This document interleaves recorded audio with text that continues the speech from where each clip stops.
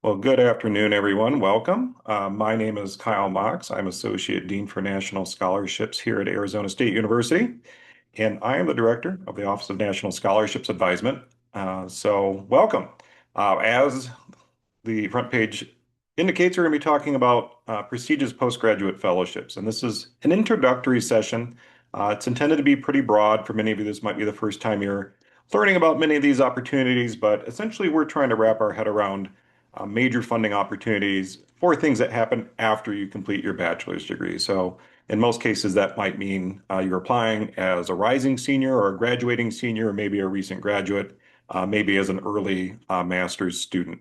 So, well, good. As we go through today, feel free to pop a question in the chat if you like. If it's something I know I'm about to answer, I will certainly do that. I will save time for Q&A before the end of the presentation as well. And so, but by and large, yeah, I just want to get you familiarized with this and give you all some actionable next steps. We'll follow up via email with everyone who registered for this, provide some handouts, provide some links, as well as a link to this presentation. So, all right. So, uh, I'd like to see your reactions. You pick the emoji, but as we're going through, how many of you here today are considering graduate study? All right. How many are thinking about research at some point? Yeah. And public service? Yeah. We're looking at opportunities for public service. And then how many of us are thinking about working internationally? Absolutely. Numbers racking up there. How many are looking at a combination of two or more of those things? Right. If so, we're actually in a very good spot, right? Because a lot of what we're going to be talking about today are different categories of opportunities, types of awards that fund those very things that we're looking at. So the first thing to know, so the Office of National Scholarships Advisement, despite having scholarships in its name, does not do anything with actual financial aid, right?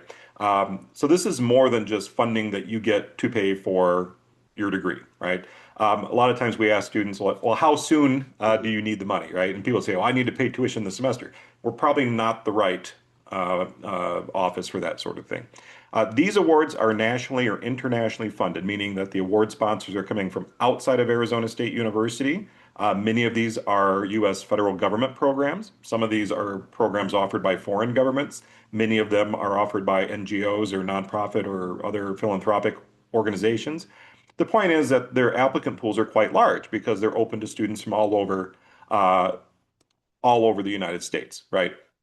And so, because of that high level of competition, they tend to be very prestigious.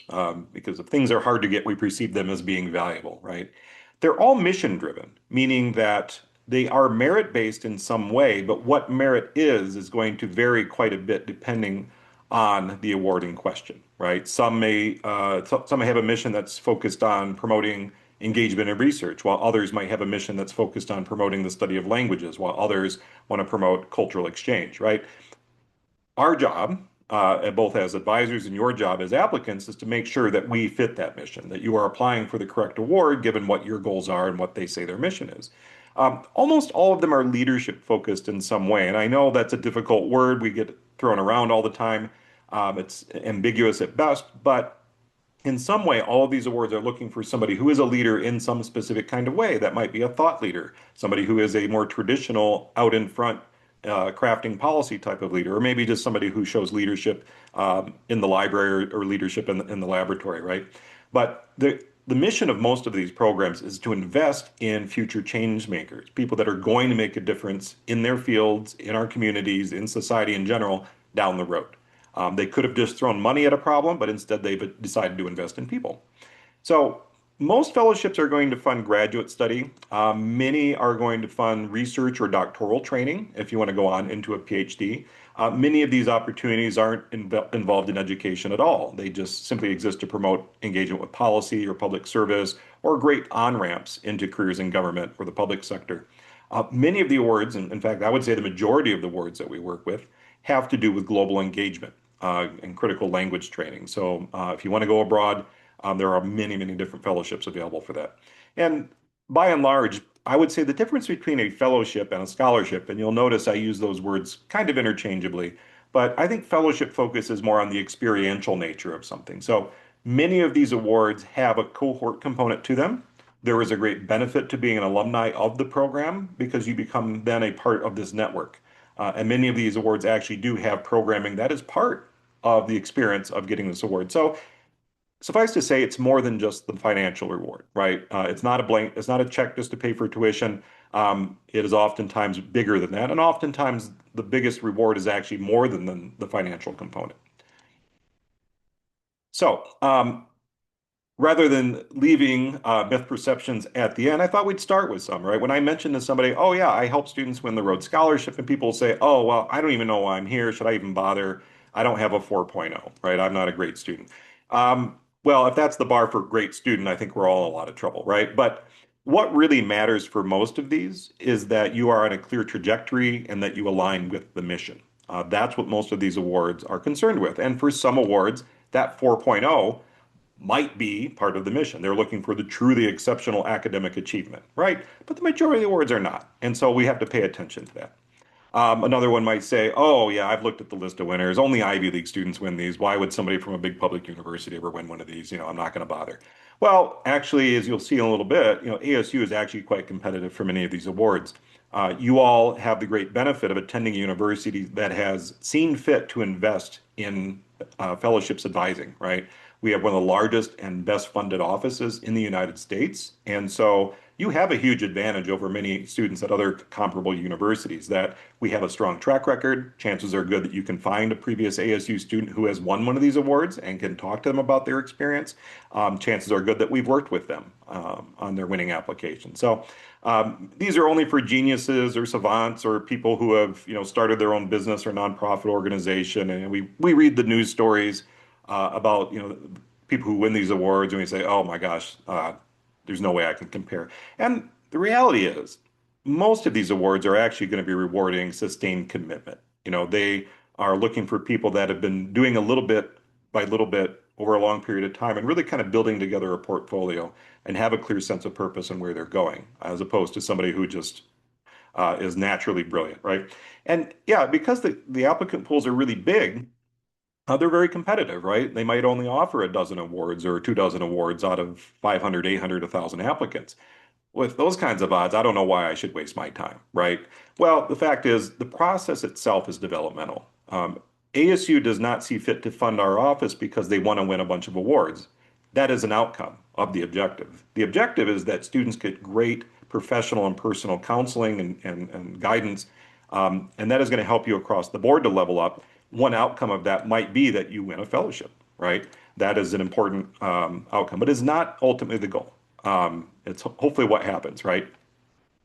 So one of the things we have to pay attention to is, what are the various criteria? So I see some questions, very specific, granular questions. We're talking about dozens and dozens of different awards, all of which have very different selection criteria. So as we get through, I'll be talking about how you should be looking at the different criteria.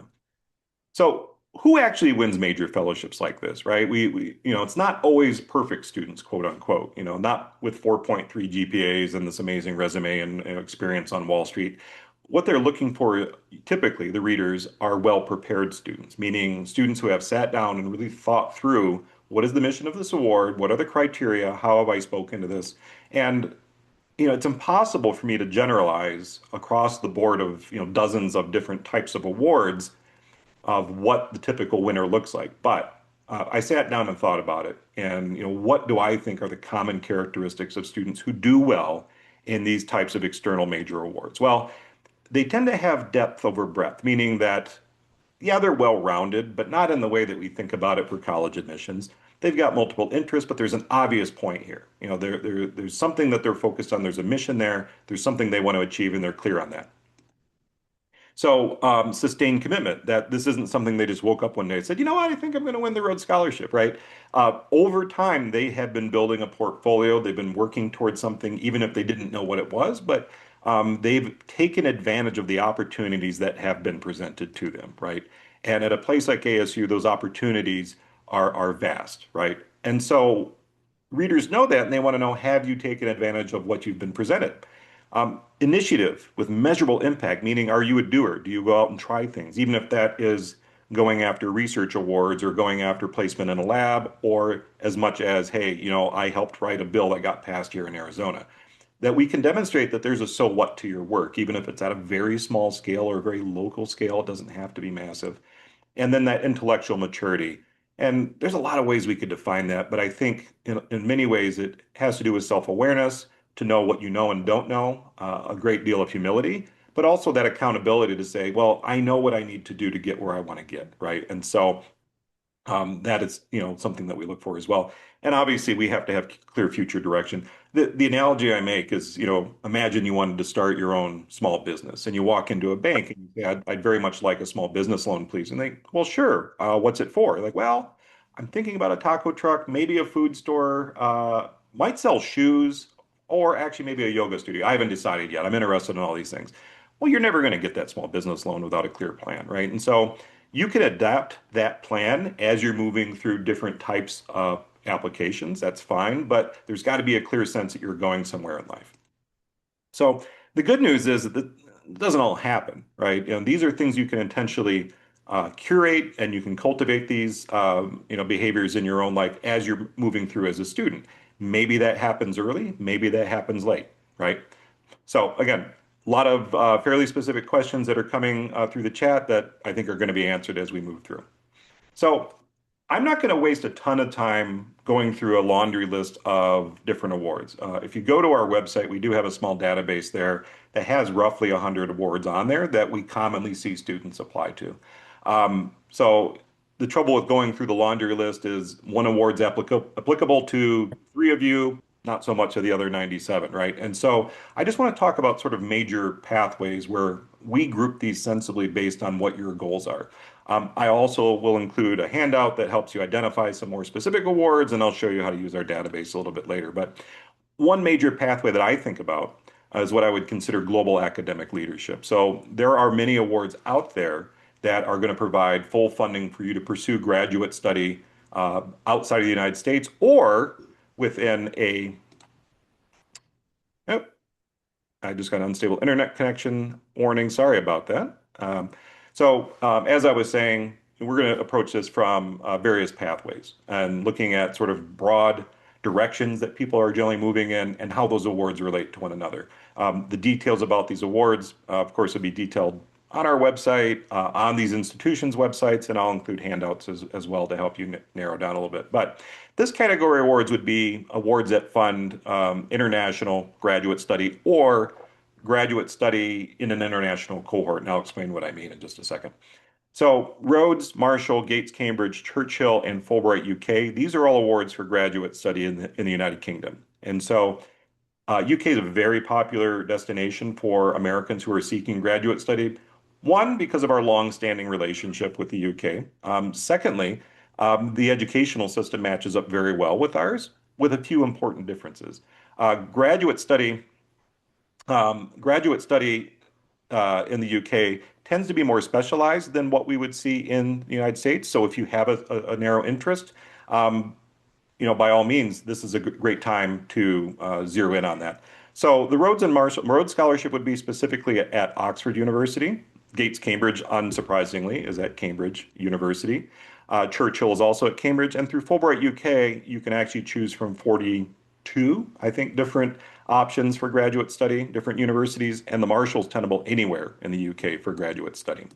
But yeah, good point there. If we have our video on, there's not really much purpose to that except to drag bandwidth a little bit. So please feel free to mute your video, and that might help with a lag a little bit.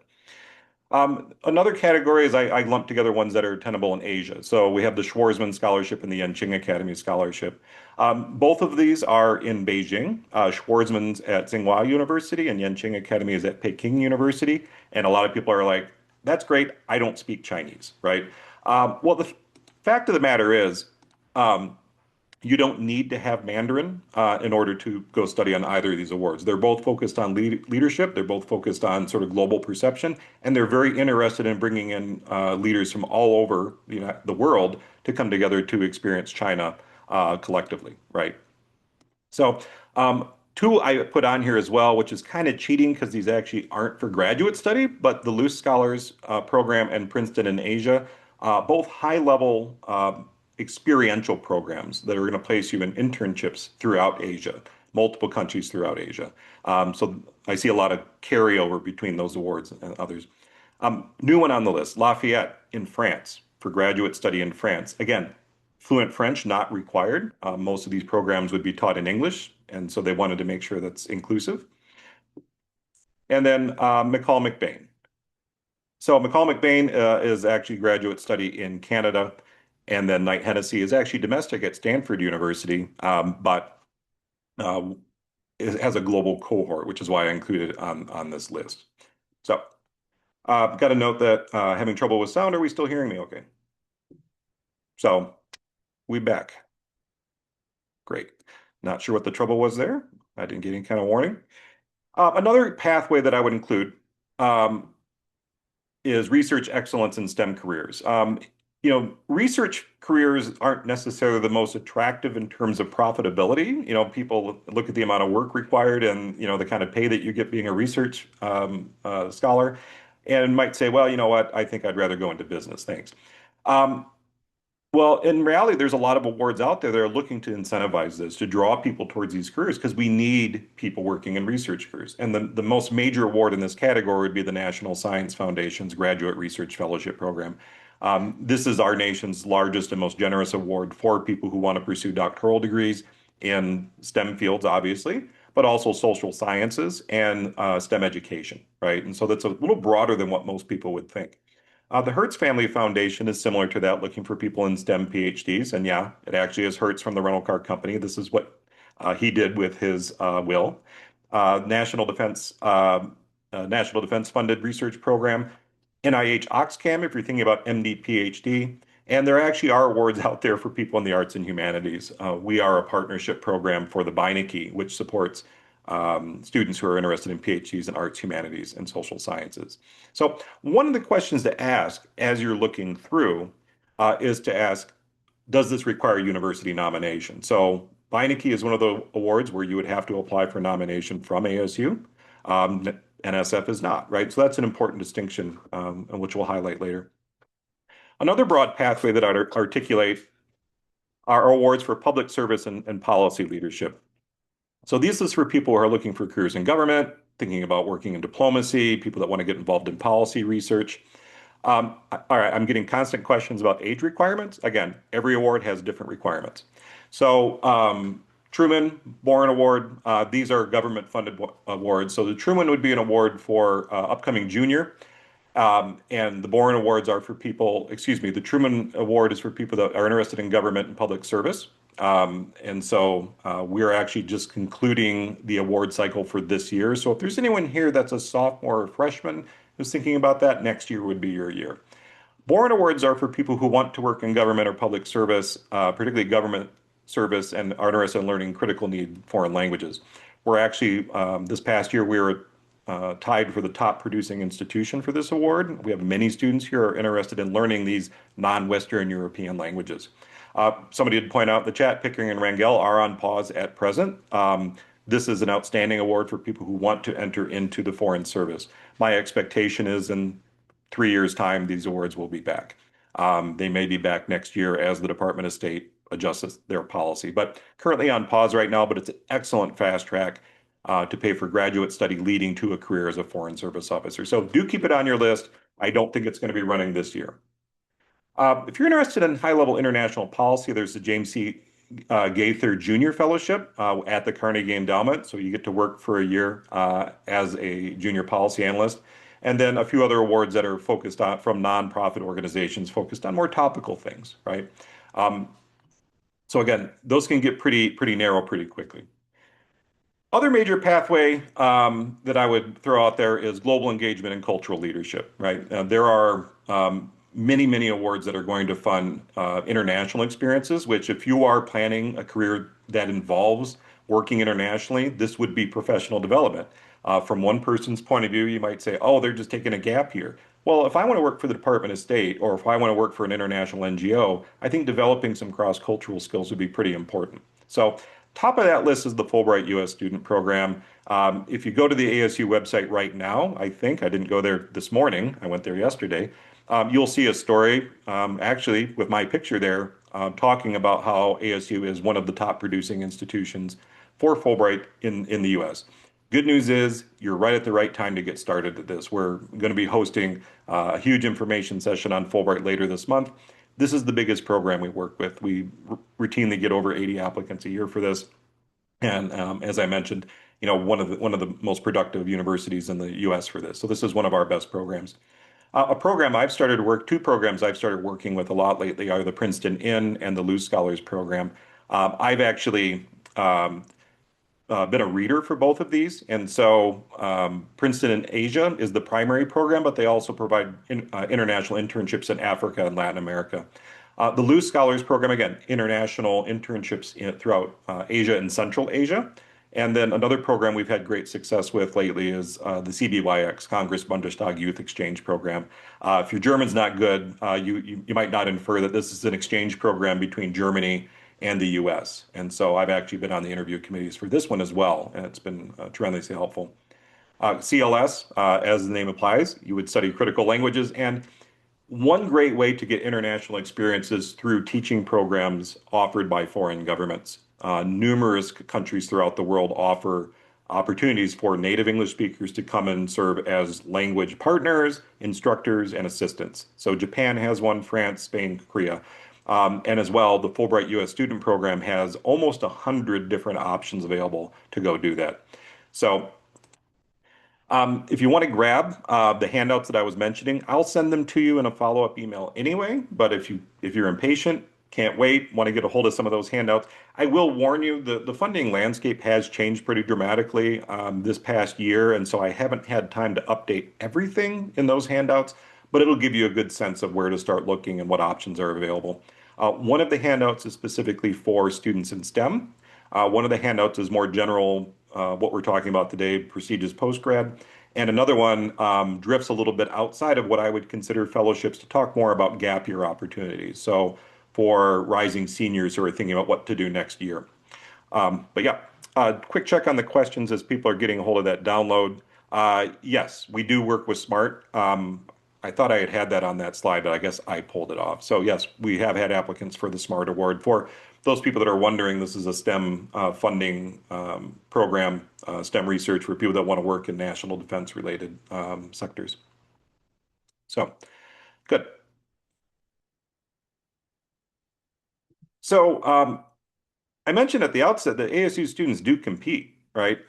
Just over the past decade, we've had three Rhodes Scholars, five Marshall Scholars, almost 160 Fulbright recipients. I am a little tore up about Pickering and Rangel because, according to my calculations, we actually are the national leader over the past decade for Pickering and Rangel, which is impressive when you consider all the other schools at the top of that list are in the DC area. But yeah, many of these awards, we find a way to make sure that our students are well matched, right? We're not necessarily trying to win with horsepower. What we're trying to do is craft personalized advising pathways, right? So we work pretty closely with students throughout the process to assess whether or not you're competitive for this award, develop a strategy for the applications that you want to make. And I emphasize the plurality there because many of the students that work with us will apply to multiple awards, and that's really smart practice, right? Because your odds are long for any one of these, we're going to look at the objective. We're going to think, what are the multiple awards I could apply to? Once you start applying, we're happy, and in fact, most of our work is spent giving feedback on your written materials. You can expect to write multiple drafts. I think the average number of drafts reviewed for successful Fulbright applicants is between 7 and 8 per cycle. I'm sure many write more than that. And then for the awards that do require nomination, we actually oversee that process. So chances are good that if you see an award that says must be nominated by institution, we control that process to make it easier for the institution. And for ones that have interviews, yeah, absolutely, we do interview preparation. I'm in the thick of that right now, helping our finalists for Truman get ready for their interviews and talk about a transferable skill. Once you've interviewed for one of these major awards, your next job interview, your med school interview, all of these interviews are going to seem easy by comparison. And I would say the biggest benefit, that our office provides is accountability, right? We're aware of what's required here. We can tell you if you are working hard enough at this, if you're on a good pace for this, but also tell you, hey, listen, I don't think you have the time in your life for this right now, or hey, this isn't working. What can we do differently? So we're here in kind of a coaching capacity as well. So I keep saying how competitive they are. So let me put this in real terms, right? Let's take a look at the Rhodes Scholarship competition. I keep coming back to the Rhodes because this is the one everyone knows. When, a relative asks me what I do for a job exactly, I say, well, I help kids win the Rhodes Scholarship, right? Because they've seen about that in the newspaper. Um, every year, about 3,000 people apply for nomination from their institutions or across the nation for the Rhodes Scholarship. Um, 865 were actually nominated by their institutions in 2024, which is, on par. It's usually around 900 or so. And of that number, they invited 238 to interview across 16 selection districts in the US. Only 32 American Rhodes Scholars are selected per year, which means if this was a lottery, your odds of success are less than 4%, right? Not necessarily something I would bank on. I wouldn't start looking for apartments in Oxford just yet, right? Let's slow that roll. And if you think about it a different way, you have a better odds of getting admitted to Harvard, right? And if you were to tell people, oh yeah, I'm going to apply to Harvard, they would say, good luck. But when we say I'm going to apply to Rhodes, they're like, oh, that's exciting, right? It is hard. But the thing is, it's not a lottery, right? You're not just throwing your name in a hat and they're picking it out. We have a lot of control over the process. We can help you improve the quality of your application. We can control the quality as it goes out, and we can hopefully help you, put your best foot forward. As I mentioned before, the ultimate objective, though, is not necessarily to win awards. That is an outcome. It's a desirable outcome. But what we actually set as our learning objectives is that applicants feel that they have stronger materials for their other applications, for graduate school, for med school, for future jobs. You come out of this with a much clearer sense of purpose, which I think is the one thing that most students tend to struggle with, right? Like, what is this all for? What am I doing? And we deepen our relationships with faculty because A, you're getting letters of recommendation from faculty, which does require some relationship management, requires some good networking skills. But also, we would like for you to have them involved in your application process to get feedback from them on what you're writing, particularly if you're doing a research-based application. This is an exercise in writing. I can think of only one award that I've ever worked with that does not require some kind of essay or written response. Most of them require multiple. And it's the one thing that almost everyone struggles with, right? So there's no end of the work that we can do. Great job, security. But we're here to help you improve your writing skills and think about audience analysis, thinking about the rhetorical situation, and how to really make that argument that you are a great fit for this award. And if you have all those things, your confidence level is going to bloom, right? Will it take a hit when you get that rejection email? I'm sure, but that's temporary. And I think what remains is that confidence that, hey, I am clear about where I'm going. I have a clear sense and grip on what my values are, what my leadership potential is. I know what I want to do. I know what value I offer the world. And the best part is I can express that cleanly and clearly now. So that really helps you move along in career development. And every year I do a presentation where we invite students who did not win the big award, right? They invested in what we say the process is the outcome. They did not win the big award, but they still went on to do amazing things. So I've had students not be selected for the Rhodes Scholarship turn around and 2 weeks later be accepted in to MIT and Stanford with full ride scholarships. Students not get a Marshall scholarship and then get a fully funded scholarship to attend Oxford anyway because Oxford liked them so much. So it's never the end of a story. It's just one scene in the ongoing story. So a lot of information, most of it fairly broad. And we think, where do we actually go from here? So as you start to do your research, right, we're going to practice some discernment. It's not terribly useful to come by, our office and say, "Hi, I'm Jim. I'm a biology major. I have a 3.5. What can I apply for?" That's not the right way to frame the question, honestly, because a lot of it depends on what it is you're trying to accomplish, when, and how, right? So as you're looking at the different awards that I highlight in the handouts that are on our database that you might find on your own in the wild, first thing you need to do is determine the eligibility fit. So, do I meet the basic requirements? And all scholarships and fellowships like this are going to be very clear about what those are. You'll want to look to see if there's a GPA cutoff. Some awards like the Rhodes and Marshall have a 3.7 GPA cutoff, for instance. The Fulbright U.S. Student Program has no minimum GPA because they take a more holistic view. Some awards, particularly ones that are offered by the U.S. federal government, are going to be restricted to U.S. citizens. Many other awards have no such restrictions. So, like the Schwarzman I mentioned, or the Yenching Academy, are open to students from all over the world.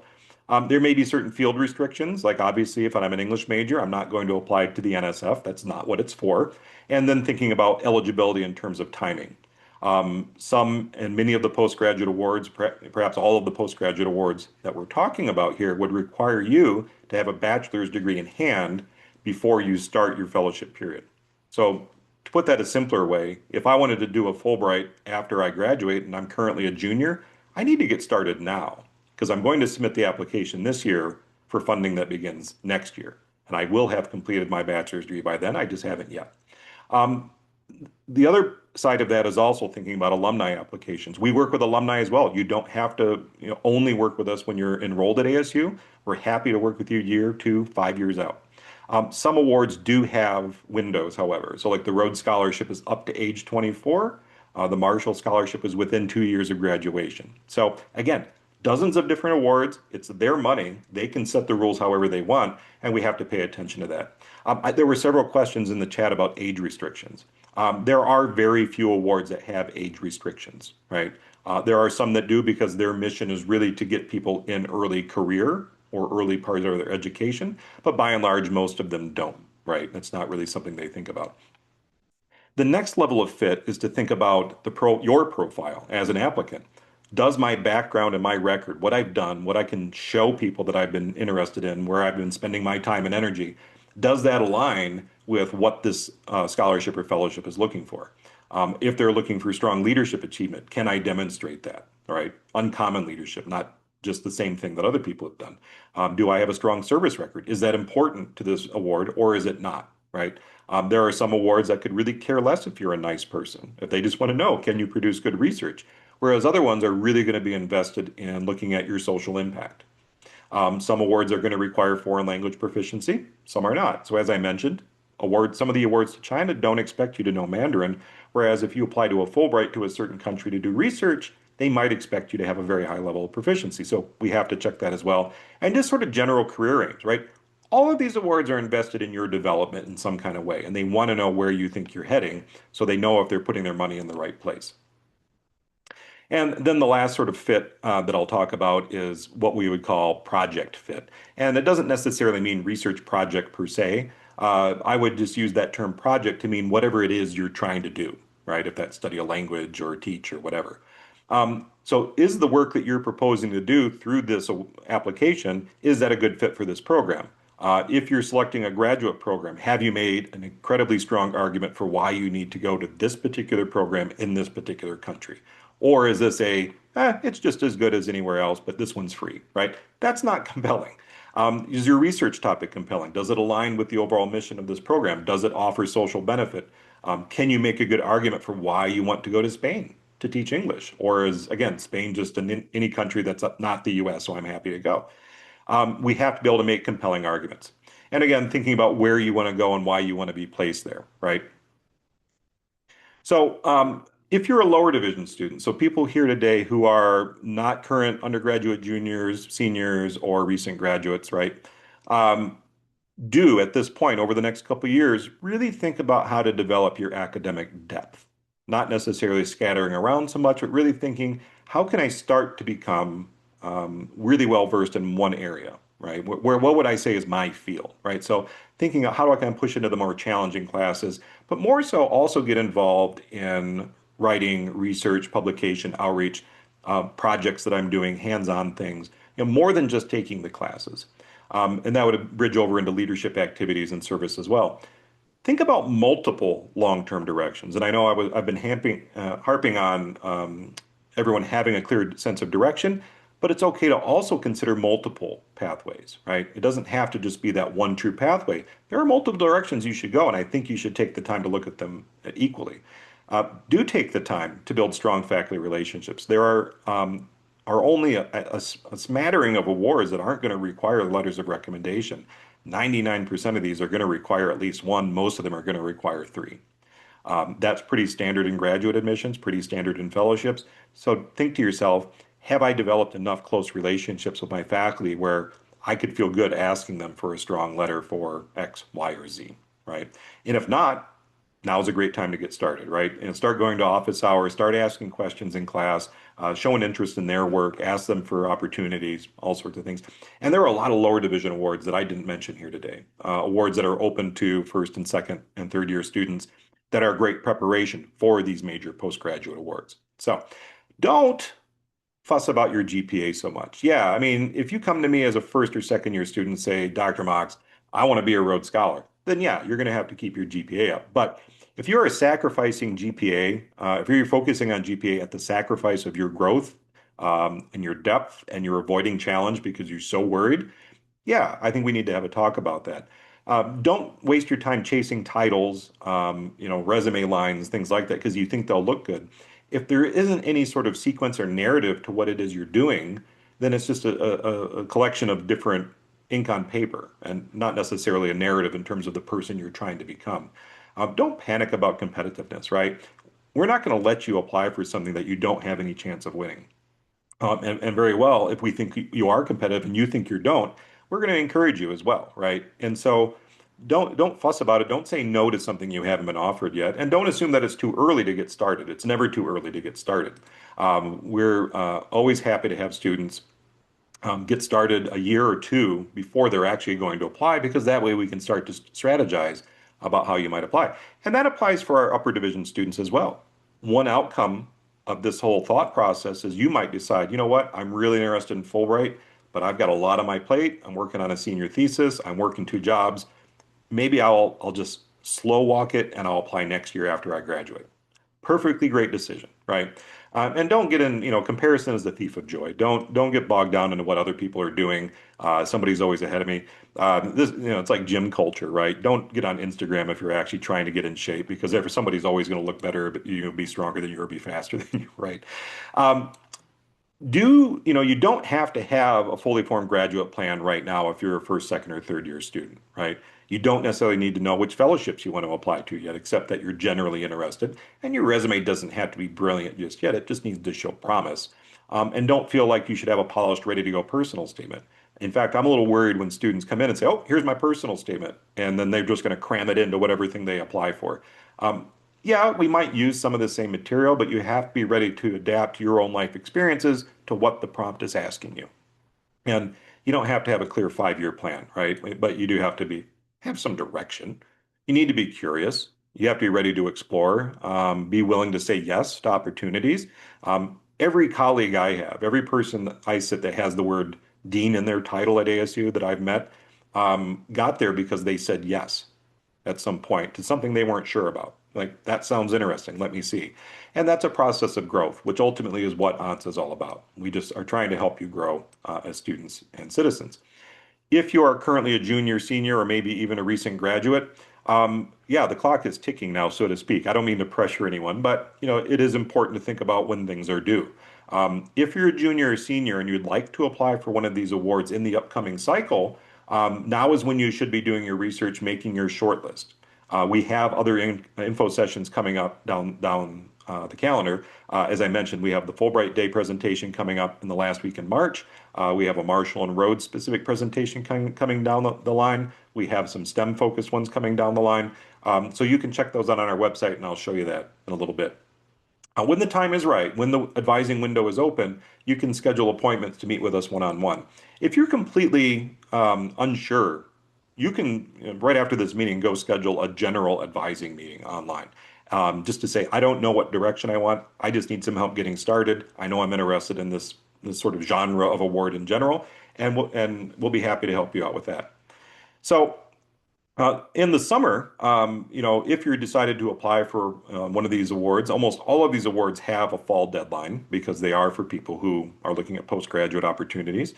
In the summer, you'll be working on these, drafting and revising, working on your project proposal, whatever that looks like, making sure you've got your letters of rec in order. We do work throughout the summer.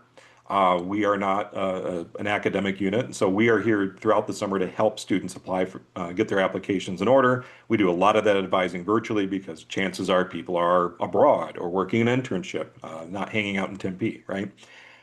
Many of our campus deadlines for awards occur just before the start of the academic year or right at the start of the academic year. So pay attention to if there's an initial deadline. Anything that requires nomination by ASU, such as Fulbright or Rhodes or things like that, are going to have a preliminary deadline. So be very clear as to what that process is, and I'll show you how to determine that in a moment. And then we have a lot of fall submission deadlines, right? Because again, you need to have those applications in place in order to make decisions before the next step, which might be your graduate admissions or jobs or things like that. Good. See a couple of good questions coming in. We'll bring those up during Q&A. Absolutely. So in terms of other practical steps, um, as I mentioned, we have a database on our website that you can take a look at, onsa.asu.edu. So there's a scholarships tab there that has a modest database. There is a Fulbright tab, just information just for Fulbright. There's a tab for upcoming events, so you can schedule for other info sessions like this. And as well, there's an apply tab that will actually show you what the requirements are for awards that require nomination. So check out one of our other info sessions, right? We'll start to narrow down a little bit. Take note of what the intake procedures are. Many of the major awards will simply ask you to sign up and register your interest, and then we will provide you the information you need at the time that you need it, right? When the time is right, you'll schedule advising appointments, right? I don't have any appointments available if you are interested in the Rhodes or Marshall Scholarship. There are several steps to do before you get there. We are not taking appointments for Fulbright yet. We're still too far away from the start of the cycle. We're happy to answer general questions, but we're not there yet, right? Make sure you start, if you're applying for anything that's got a fall deadline, you want to start drafting before the end of the semester. I tell you this because so many applicants will tell you that if you wait until you get into the summer when you're doing your internship or study abroad or job or whatever, it's very hard to find that emotional energy to get started as opposed to going back to that first draft that you wrote before school got out. You want to make sure you identify potential recommenders, faculty mentors, generating a list of who's possible and what do I need to do to improve that relationship. So I saw some questions about that for online students. Yeah, we'll talk about that in a second. So the secret of getting ahead is getting started, right? And so I get questions from students a lot of the times of like, when's a good time to start? How soon is the deadline? Is it too early? I get that one a lot. I'm like, no, it's not too early, but it just depends on what your definition of work is, right? So we got some time here, so maybe we'll do a quick tour of the ONSA website. Great, we're seeing that okay. So as I mentioned, the scholarship database, it won't look like this for you because actually logged into the website because I can make changes to it. But yeah, if you want to just look at awards that are for you, I want to look at international student awards, I can restrict by that. If I want to look at opportunities for teaching experience, I can narrow by that, right? As I mentioned, there's roughly 100, over 100 awards here. Our Getting Started page just has good general advice for kind of what I'm telling you now, but just general advice on how to get started on these processes. Fulbright, if you are interested in Fulbright, and I saw several people registering their interest there in the chat, this is a very detailed overview of what the upcoming cycle is going to look like. There's a brief introductory video here, as well as an application overview. Your very first thing to do is to fill out this interest questionnaire, right? Do that, and then information will start coming to you about how and when to apply. If you want to register for our upcoming events, sorry, you have to be a fellowship winner in order to join the photo contest. But more incentive to apply and win one of these, right? So you can see there's where we are right now, but there are a bunch of other information sessions coming down the pike that you can register for, all right, that get more topical. And then the apply page. And this would be very useful to determine, hey, I'm interested in the Churchill. Does that have a campus deadline? Yes, we can see right here that it does have a preliminary deadline. I should be aware of that. If we scroll down further, we can see that there are other awards that we classify as direct application procedures. So these are awards that don't require university nomination, but we would like to work with you. We have a lot of experience working with these. We have advising systems in place for these awards. So just because there is not a university nomination process doesn't mean that we don't want to talk to you about it. It's just there's no preliminary deadline. So great.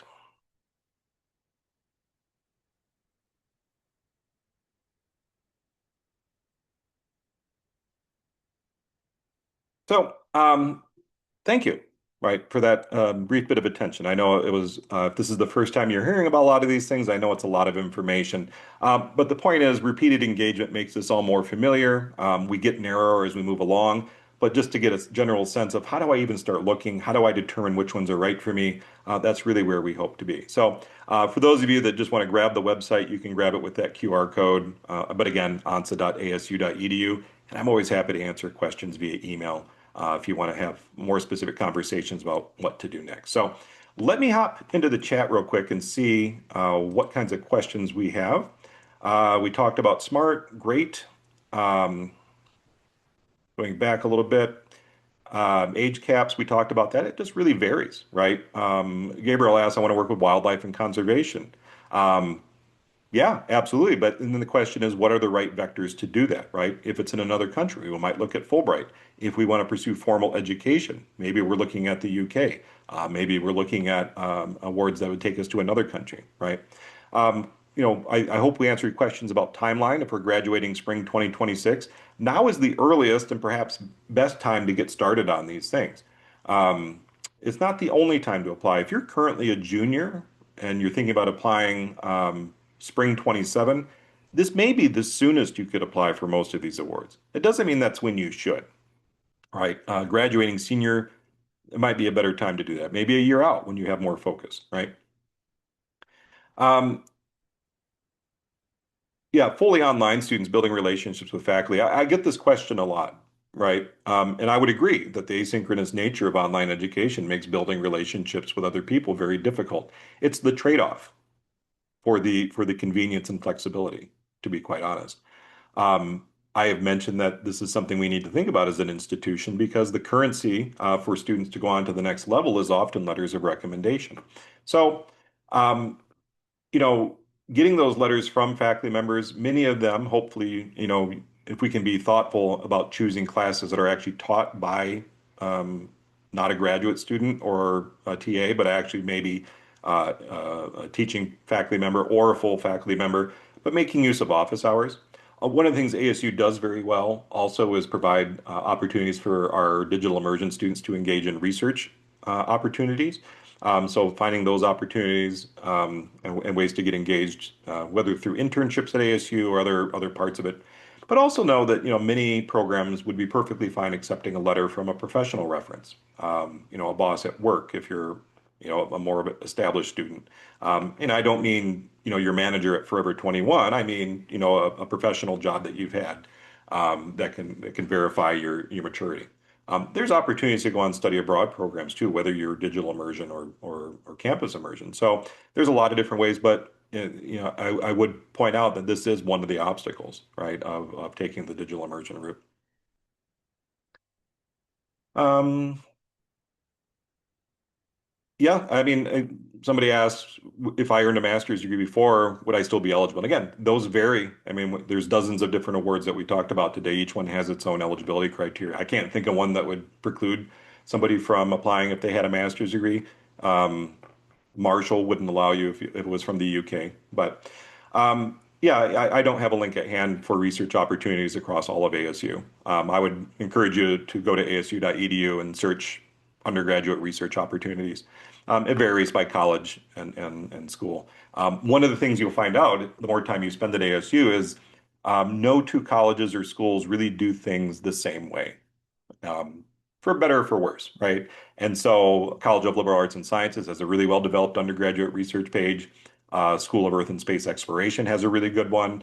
Others, Fulton Schools of Engineering have several different undergraduate research programs, and it just varies by school. So, good question. Arturo asks, as a senior, do I need to be admitted into a master's program or be in the process of applying one in order to be eligible for these awards fellowships? So yeah, for most of the awards that are going to fund graduate study, the way that the timelines work out is that you would be submitting your fellowship application before the deadlines occur for graduate admission. So for instance, if I'm applying for Rhodes, I submit that application the first Wednesday of October. The admission application for Oxford isn't even open yet. If I'm applying for Fulbright, that's getting submitted in early October as well. I don't need to apply for admission until January.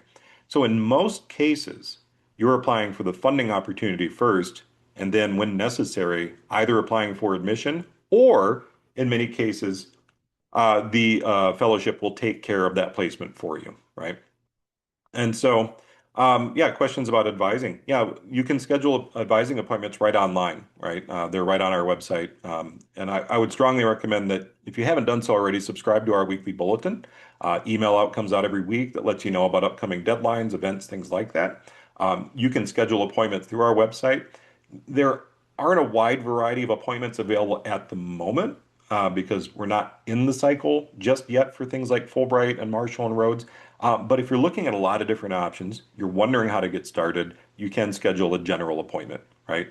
I'm going to open, after this meeting, I'm also going to open a few general postgraduate. So if you kind of know what you're interested in, you're looking at multiple different awards, I'll open some general postgraduate appointments as well. But no, we're very accessible. We're very accessible, and we'll meet with students as often as they find it helpful. But I'm sure I missed a few questions. Any other questions that would be helpful to address?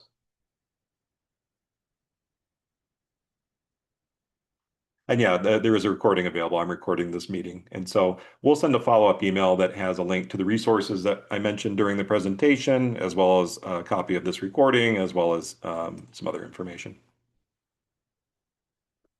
Yeah, Crystal asked a good question. Should we start collecting recommendation letters now? No and yes, yes and no, right? I think you should start identifying people that could potentially write your recommendations. I think you should be sure that you have a good relationship with them, that you can kind of suss out if they would be willing to write you a letter. I wouldn't want to get letters in hand just yet for a couple of reasons.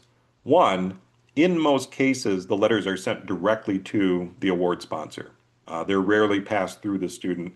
In many cases, they're actually passed through us first. Many faculty members do not and will not give copies of their letters of recommendation to you. And my general advice to you, if given the option to waive your right to see that letter, you'll usually see that I waive my FERPA right. You should waive your right. I won't write a letter for a student unless they waive it. Most of my colleagues won't either. So that's one reason.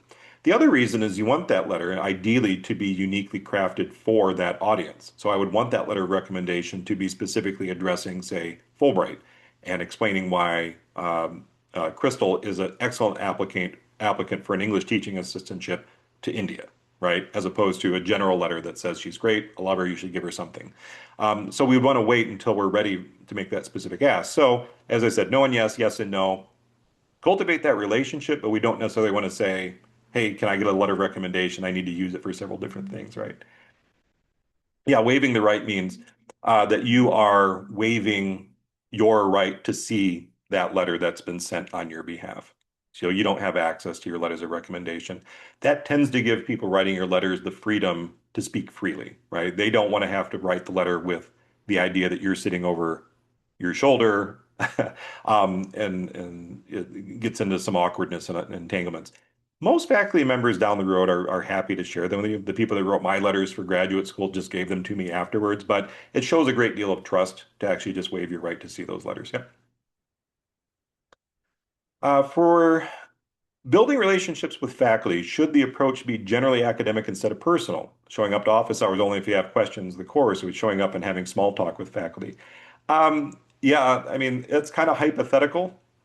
But yeah, I wouldn't show up at office hours just to, shoot the bull.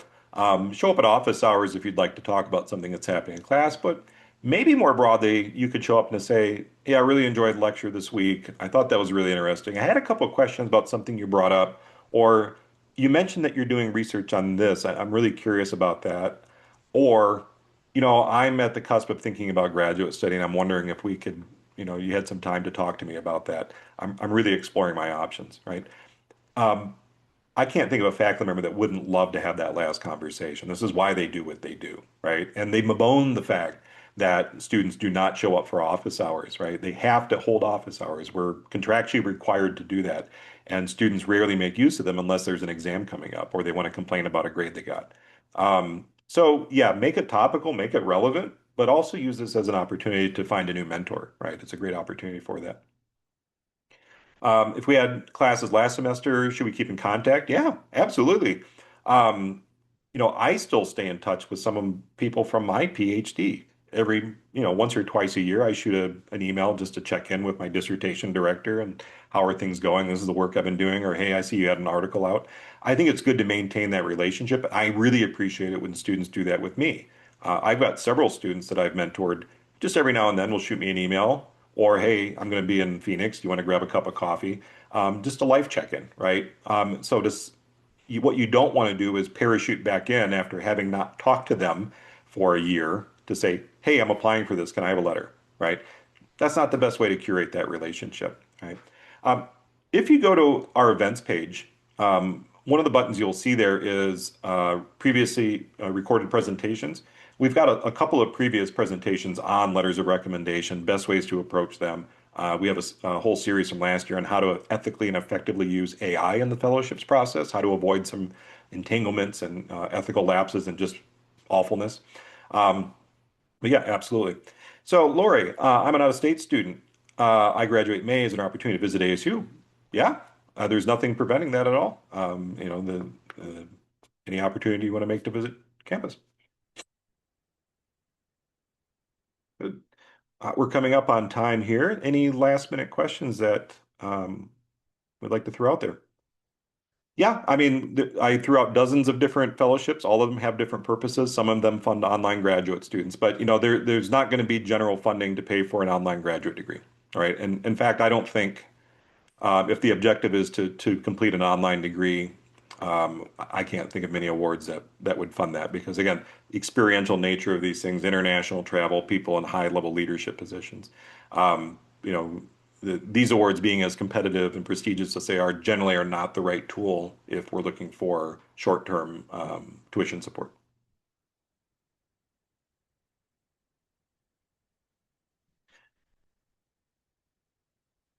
Well, great.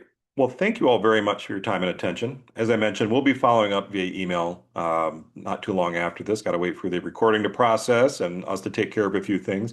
So, again, if you have any other questions, feel free to shoot me an email.